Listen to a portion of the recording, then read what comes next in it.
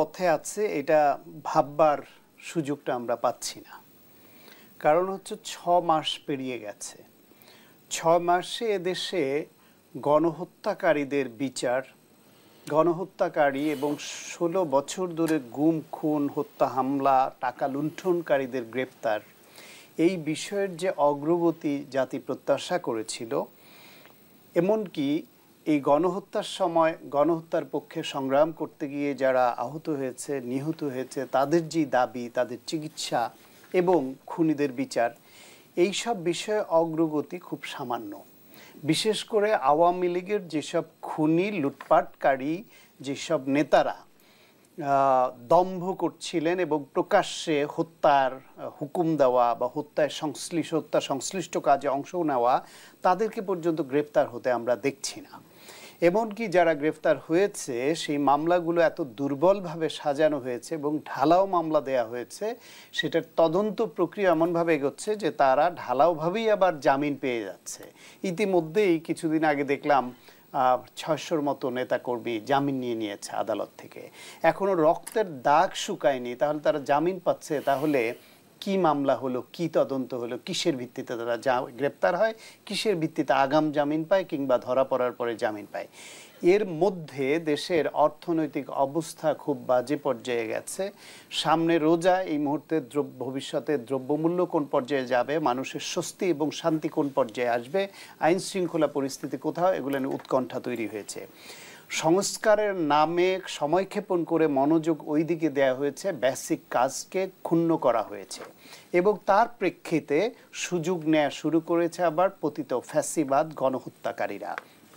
এই যে গতকাল যে ঘটনা ঘটল, শেখ হাসিনা বাংলাদেশে গণহত্যাকারী খুনি, আদালতের বিচারে কি হবে সেটা পরে বোঝা যাবে, কিন্তু আদালতের বিচার পর্যন্ত অপেক্ষা করবার প্রয়োজন নাই। এদেশের জন আদালতের রায়ে, এদেশের জনগণের বিবেক, জনগণের যে আদালত, সেখানে ইতিমধ্যে রায় প্রতিষ্ঠিত হয়ে গেছে যে শেখ হাসিনা গণহত্যাকারী এবং খুনি এবং পলাতক।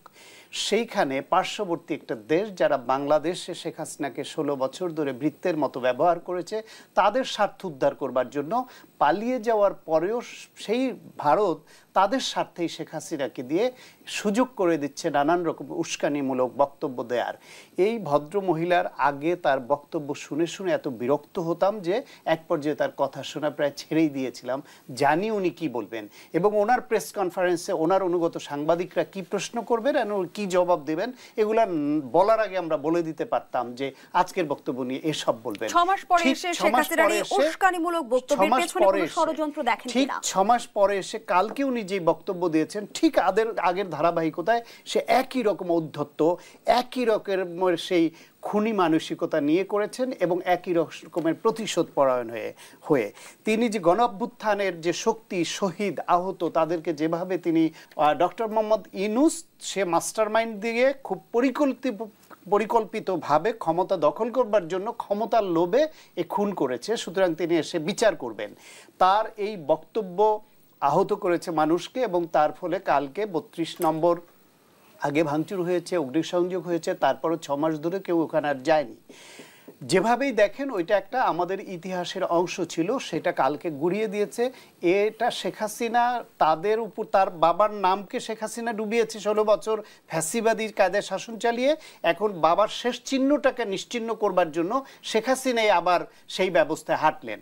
তিনি পালিয়েছেন, তার নেতারা পালিয়েছে, আত্মগোপনে আছে, কিন্তু তাদের যেসব নেতাকর্মী এখনো বাংলাদেশে আছে তাদেরকে আবারও ভার্নারেবল করে তুলছে শেখ হাসিনা। এবং আওয়ামী লীগের উচিত তাদের স্বার্থে ভবিষ্যতে যদি রাজনীতি করতে চায়, আদালত কর্তৃক বা কোনোভাবে যদি এই দলটি নিষিদ্ধ না হয় এবং রাজনীতি করবার সুযোগ পায়, তাহলে এই দলটি তাদের রাজনীতির স্বার্থে, তাদের ভবিষ্যতের স্বার্থে উচিত শেখ হাসিনাকে বয়কট করা। না হলে এইরকম বাজে কথা বলা একজন এইরকম গণহত্যাকারী খুনি তিনি বলবেন আর বাংলাদেশে তার কর্মীদেরকে এবং তাদের সম্পদ ভার্নারেবল হবে, উস্কানি দিয়ে মব তৈরি হবে, এই কাজটা শেখ হাসিনা করছেন।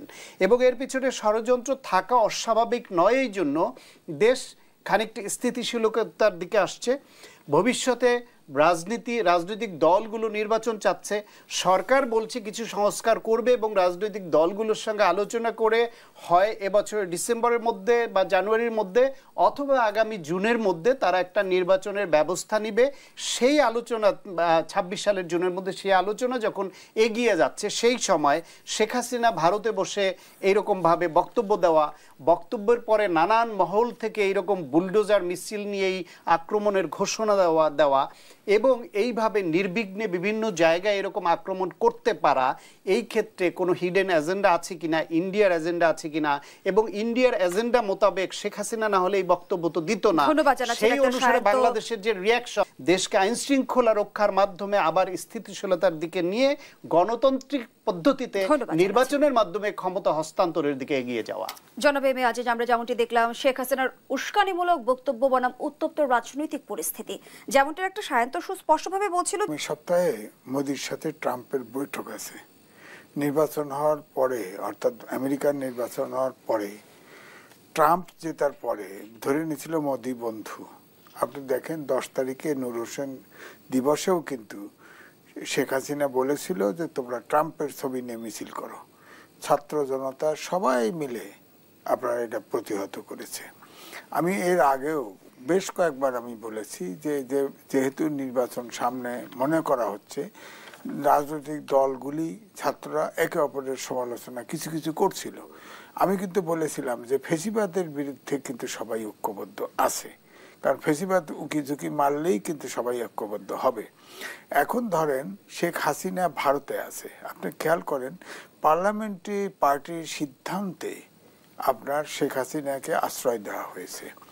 আমাদের দেশের সরকার কিন্তু তাকে অলরেডি ফেরত চেয়েছে, যেহেতু বন্দি বিনিময় চুক্তি আছে তার প্রেক্ষিতে ফেরত চেয়েছে, উত্তর দেয় নাই। পাসপোর্ট বাতিল করেছে, শেখ হাসিনার পাসপোর্ট কিন্তু তারা রিনিউ করেছে। কতটা উদ্ধত্ত! অর্থাৎ আমাদের সাথে ভারত সম্পর্ক রক্ষা করতে চায়, এটা আমার কাছে মনে হয় না। কারণ ভারত বেসামাল হয়ে গেছে। এই জন্যই সর্বশেষ শেখ হাসিনা কিন্তু ট্রানজিটের নামে কিন্তু করিডোর চুক্তি করেছিল। এই করিডোরটা কিন্তু আর পাওয়ার সম্ভাবনা নেই। তার 7 সেক্টরের জন্য করিডোরটা খুবই জরুরি ছিল। ভারতের ইন্ধন ছাড়া শেখ হাসিনা ভারতে বসে রাজনৈতিক কর্মকাণ্ড চালিয়ে যেতে পারে কি না, আমি এটাই বলছি। এই জন্য আলাদাভাবে কিন্তু শেখ হাসিনা এবং ভারতকে আলাদাভাবে দেখার সুযোগ নাই। আমি এই জন্যই উদাহরণগুলি দিলাম যে ভারত যা কিছু করেছে, তার যে ধরেন প্রায় 30টার মতো চুক্তি সমঝোতা স্বাক্ষর করেছে ভারতের পক্ষে সবগুলি, এগুলো যদি তারা মনে করছে যে এই শেখ হাসিনা ছাড়া তাদের এই চুক্তিগুলি বাস্তবায়ন হবে না এবং তাদের বাংলাদেশকে অনুগত রাখতে পারবে না। আপনি দেখেন দক্ষিণ এশিয়া নয়, এশিয়ার ভিতরে কোনো দেশের সাথে ভারতের ভালো সম্পর্ক নাই। কারণ ছাত্র জীবনে স্লোগান দিয়েছি, ভারতীয় সম্প্রসারণবাদ ধ্বংস হোক নির্বাণ যাক। মালদ্বীপের মতো দেশের সাথেও সম্পর্ক ভালো রাখতে পারে নাই, কিন্তু ভিন্ন ভিন্ন ডিসিশন খুঁজে নিয়েছে। ধরেন চিকিৎসার জন্য ভারতে যেত, এখন যায় ব্যাংককে, থাইল্যান্ডে। আগে গার্মেন্টসের 80% তুলা কিন্তু ভারত থেকে আমদানি হতো, এটা অনেকেই আলোচনা আনে নাই। এখন কিন্তু সাউথ আফ্রিকার থেকে তুলা আসে, মালয়েশিয়ার ওয়ার হাউস করেছে, সব মালয়েশিয়ার থেকে নিয়ে আসে। ট্যুরিস্ট যায় না, ট্যুরিস্ট যায় গেছে থাইল্যান্ড, মালয়েশিয়া ইত্যাদি ইত্যাদি। সুতরাং এখন তো ওখানেই প্রতিবাদ উঠছে।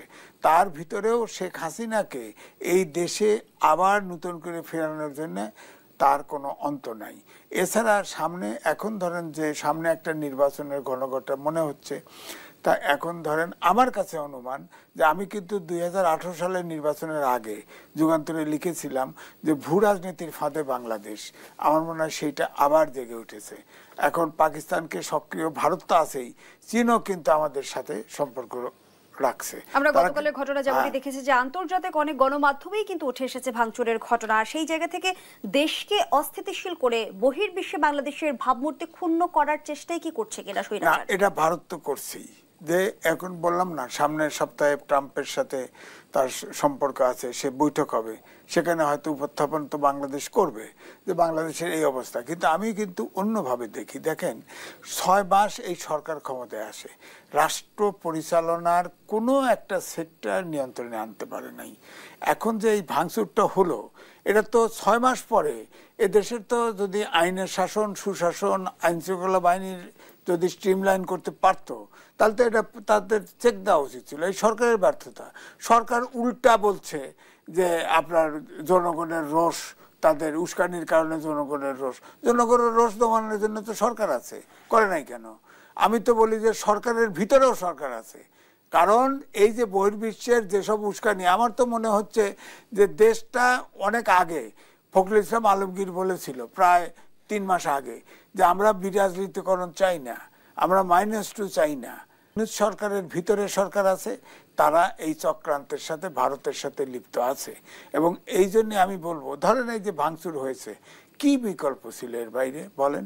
যদি ধরেন আওয়ামী লীগ তো আপনার ধরেন নেতারা চলে গেছে। কিন্তু জনাব এম এ আজিজ, আমরা দর্শক দেশ সম্প্রতি পর্যায়ে একটা বিরতি নিচ্ছি, সাথেই থাকুন। বিরতির পর আবারও আমন্ত্রণ জানাচ্ছি, আপনারা দেখছেন দেশ টেলিভিশনের নিয়মিত আয়োজন দেশ সাম্প্রতিক, নিবেদন করছে Arail angle channel and square বার। আমরা আবারও ফিরছি আলোচনায়। জনাব এম এ আজিজ, যে ভূমিকা কি জানতে চান বিএনপি নেতা হাফিজউদ্দিন আহমদ, দেশ ভালো দিকে যাচ্ছে না শঙ্কা বিএনপি নেতাদের, কি বলবেন? না দেখেন, হিটলার তার যে পতন হয়, তার দল কি আছে? মুসলিনি পতন হয়, তার কি আছে? বিশ্বে যত ফ্যাসিস্ট